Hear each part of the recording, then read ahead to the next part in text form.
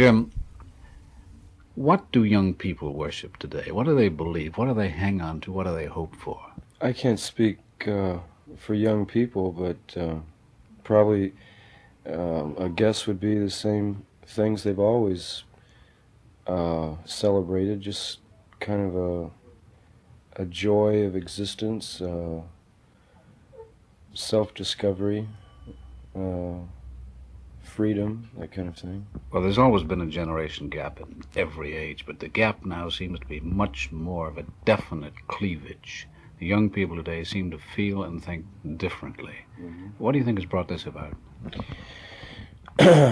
Well, possibly it could have a strictly sociological basis. It could be the so-called generation gap could be a result of just larger numbers of young people. I think it happened after World War II. I think it's something like over half the population of the United States now is under 18 years of age, something like that. Politically and philosophically, the young people now seem to feel very definite ideas about the establishment, Mm-hmm. old systems of governing people, and moral attitudes. Yeah. When I was in high school and college, the kind of protest that's going on now was totally unheard of. At that time, to be a teenager, to be young,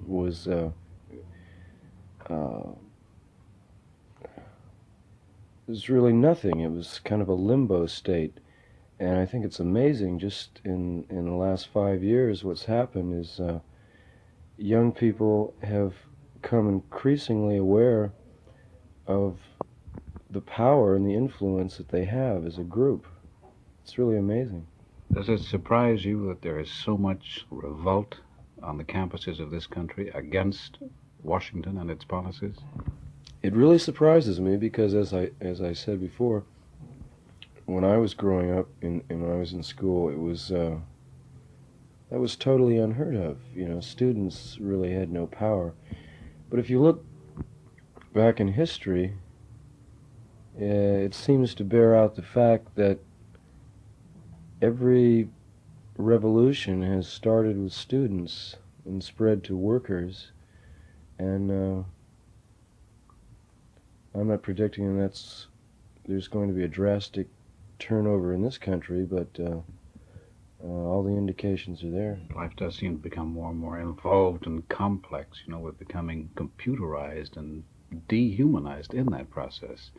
That bugs me. I wonder how it bothers you and your generation. There does seem to be a trend toward a return to a kind of primitive outlook on life, a more tribal attitude, and I think it's a natural reaction to industrialization, but unfortunately, I think it's kind of naive because I think the future is going to become increasingly mechanized, computerized, as you call it, and I don't think there's any turning back. It's just figuring out a way to survive and thrive in that kind of society. I don't think there's any chance of going back. And look at it this way too: the hippie lifestyle is really a middle class phenomena, and it could not exist in any other society except ours, where there's such an incredible surfeit of goods, products, and leisure time.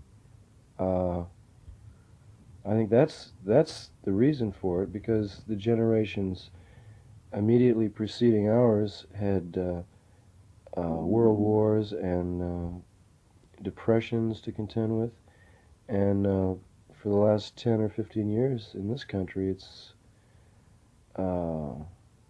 there's time enough and there's money enough to live a kind of a flagrant, outrageous lifestyle, which was impossible before. Jim, there's a line in your book of poems which reads, "The cleavage of men into actor and spectators is the central fact of our time." Well, I think that's undeniable, but I wonder, hasn't it always been that way with society? I suppose it has, but it's with mass media and all today, it becomes more immediately apparent.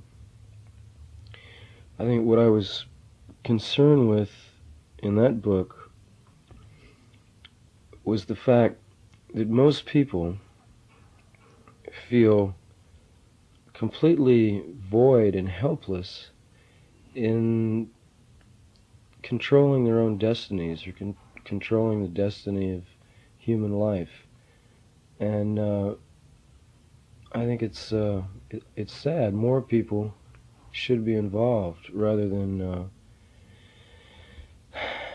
designating all these powers to a few individuals. I think the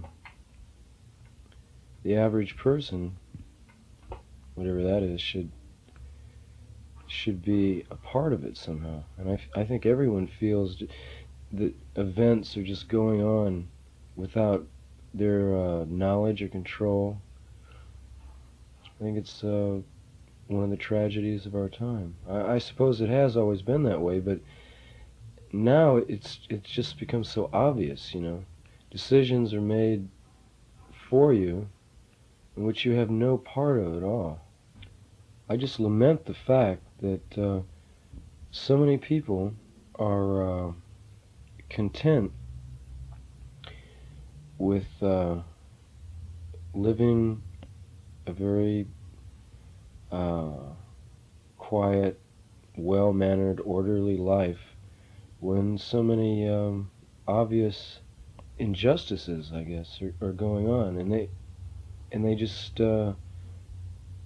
seem to ignore it somehow, or not care at all. Just let it happen without ever becoming involved. I think that's sad. Jim, relevant to your theory that people should get more involved in life and thus enjoy it more, you have written a line of poetry which reads, "The spectator is a dying animal." Now, isn't that a bit of a contradiction to what you've said previously? No, it's concerned with that same split between the actor and the audience. To me, there's something incredibly sad about a bunch of human beings sitting down watching something take place. And just when you think about it, I love movies as much as anyone else, but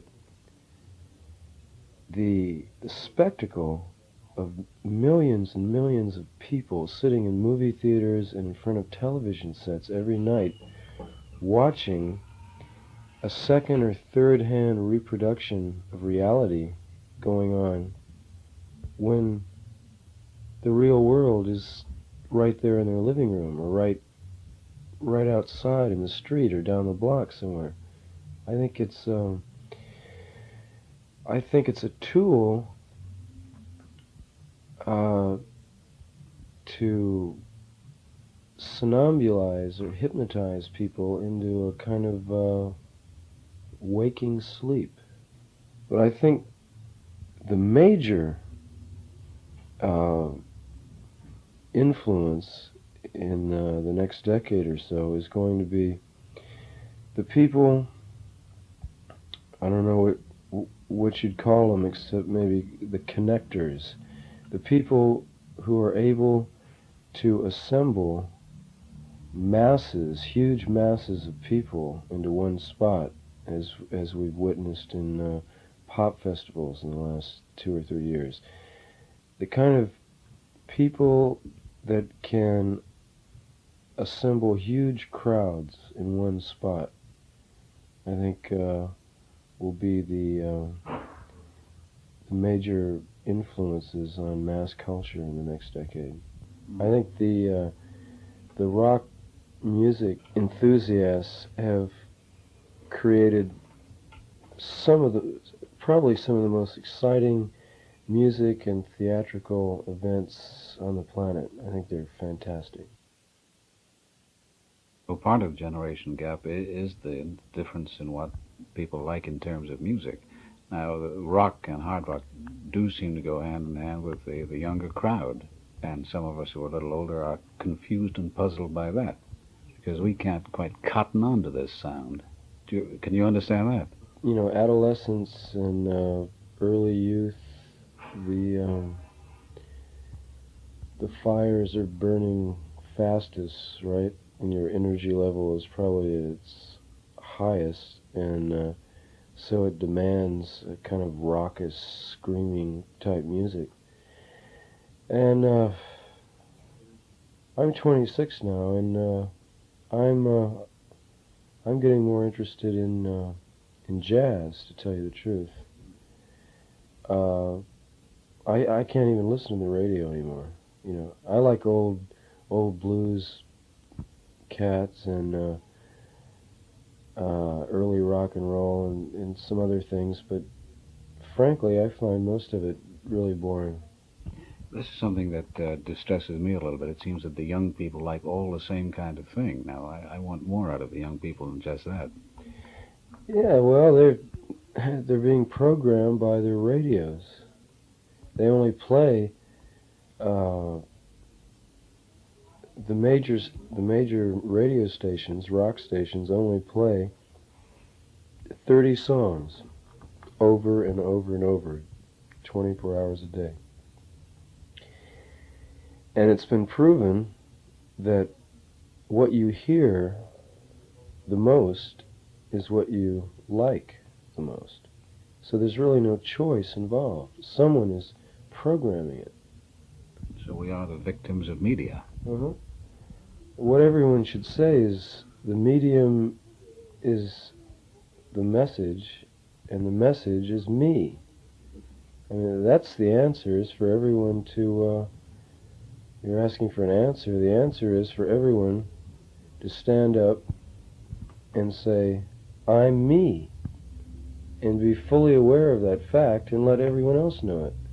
Yeah. That you are yourself, and express it. Jim, we're talking about communication, watching the box, etc., being victimized by the media. Well, there's a sort of a voyeurism in the air today, and you have a line which says, more or less, we're all afflicted with the psychology of the voyeur. That, to me, seems to be tragic. What it is somehow life gets restricted to what can be seen rather than what can be touched or experienced physically. I don't know whether it's a natural, civilized human fear of involvement, because, you know, touch can lead to a lot of physical involvement leads to all the, you know, the real basic existential moments in life. Sex, death, love, you know, they have really nothing to do with seeing, experiencing secondhand. You have to get in there and actually do it. And there just seems to be some kind of natural civilized inclination to avoid contact with the nitty-gritty of life. Well, we can't talk about life today and not talk about sex. Now, this confuses me because we have a so-called new morality, and I keep looking at it and trying to figure out what it is. There is, though, you know. I can remember when I was in high school, and even college, which wasn't that many years ago, and sex was still in the Victorian age. It was very hush-hush. You know, if you suspected a girl of, you know, one of the ones that was doing it, you know, it was like kind of a, you know, locker room conversations and all that. And I think that this new group of kids that have come along have, I mean, sex will always be a mystery and will always have its hang-ups and strange things about it. But they're much more free. I mean, it's just, accepted as a fact of life and not something to be snickered about in private, behind closed doors and all that. I think there definitely is a new style. I think it was a necessary reaction to some kind of weird repression. I don't know how it started, or when, but it was totally unnatural. And I think that is one aspect of the new thing that is happening that is completely beneficial. The repression of sexual energy has always been the grandest tool of a totalitarian system. If everyone was free in their sexual activity, how many people would show up for work? That's the basic problem. Whether progress, the progress of civilization, the evolution of civilized culture is really worth it. And there have been some amazing accomplishments, beautiful accomplishments, but the question is it worth it? Is it worth the repression? And that's something everyone has to answer every second of their life. When you talk to young people, you go through them, you see them all the time. Do you get the impression from them that they think that life is worthwhile, that it's worth living, that it's a ball? I'll tell you the damn truth. I don't know that many young people. I really don't. I mean, I hang out with my contemporaries, and I really don't have that much contact with young people. Well, you're 26. You're young to me. Yeah. But I'm over the hill. Do you wish you were 10 years younger? Nah. No. I think generations now happen every year or maybe every month, rather than it used to be, I don't know, 10 years or something like that. But I think there's a new, things are changing so fast, there's a new generation every year at least. Jim, I don't think there's any topic that has sort of defined the young revolution more than the topic of war. I don't know anyone who's really in favor of war, but today we seem to have an entire young generation absolutely opposed to the very idea of it. And probably because they're the ones that always fight the wars. They're the human fodder for the war machine. And there just seems to be no way around it. There's just no cause. I'm sure I'm sure that the whole basis of the war going on now is economic, and I think young people just got tired of being grist for the mill. But it's a funny thing. From the comfortable position of your TV set in your living room, war is a very, no matter how horrible, it's the horror, it makes it very glamorous, It's a great drama, life and death right there, a struggle. And we're all infected from youth, with little kids running around playing war and playing cowboys and Indians or whatever. It's somehow it's just ingrained in you from the beginning that there's something heroic, proving yourself in battle and all that kind of thing. The very hero concept seems to have changed in these past few years, doesn't it? No heroes have come out of this present conflict. It's very strange. There's no support for it, hardly even in the press, And the young people no longer worship warriors the way we used to. Right. Somewhere in you have to entertain these utopian concepts that life could work without all that struggle. probably not, but I mean, something in us always entertains the fantasy that the world could run without war. Well, society has always needed, apparently, to worship heroes. Now, where are young people today looking for heroes? What type heroes? I think the new heroes will probably be political activists. Uh, in the 20s, it was sports figures. 30s and 40s, it was movie stars and World War II aces and all that kind of thing. And then the music figures became the heroes. I think the next heroes will probably be a more intellectual sort, political activists and perhaps scientists and computer experts, people like that. People that have an understanding, an intellectual awareness, and a knowledge of how things run, how modern society runs, and they'll probably be the new heroes. I think each generation supersedes the last one in intelligence and awareness, and I think there's been a giant step recently.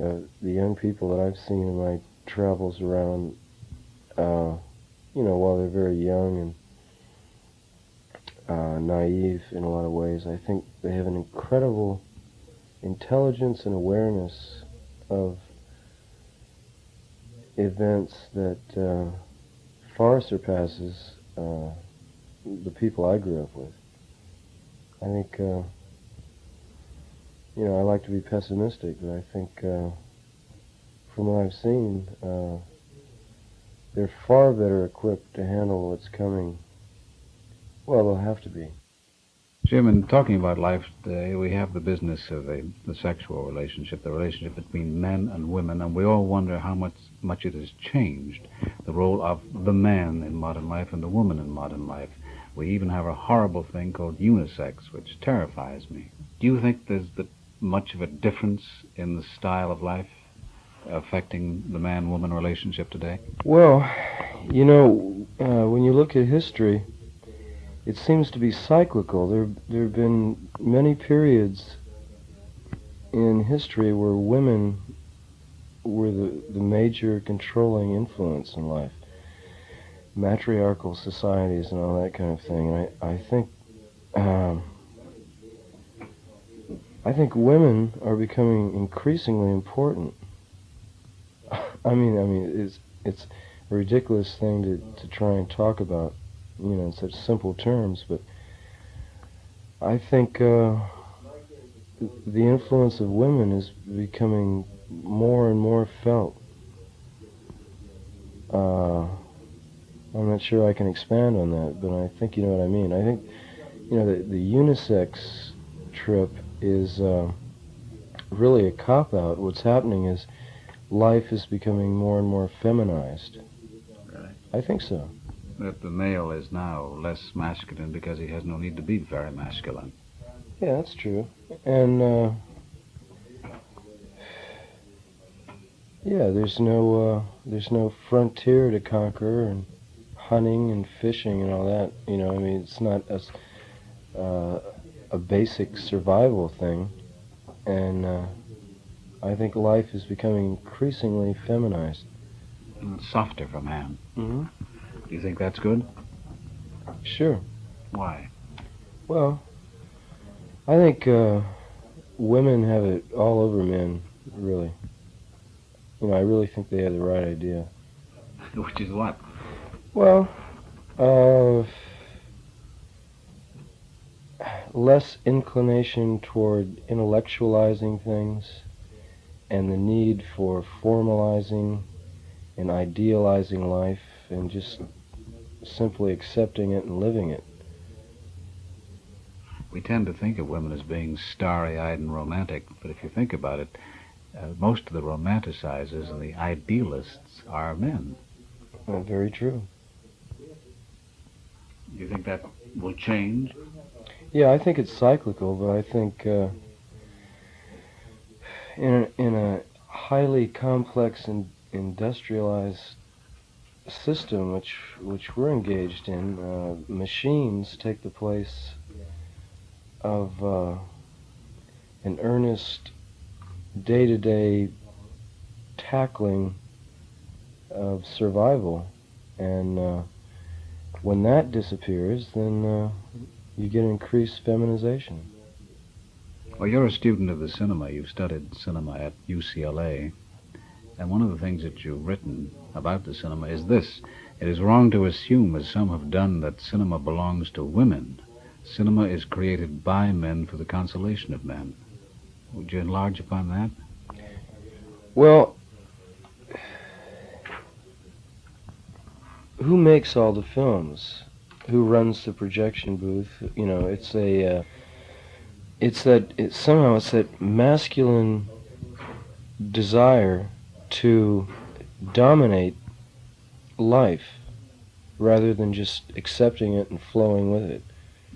And I think that is responsible for the creation of films and a lot of other things. Well, men are dominant in the arts, aren't they? As writers, composers, actors, almost everything. Yeah, there are very few female artists. You think they're wise to keep out of it? Well,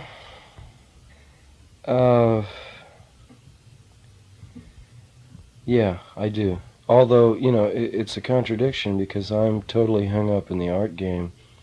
But I think, you know, women have less need to reestablish a connection with life because they are life.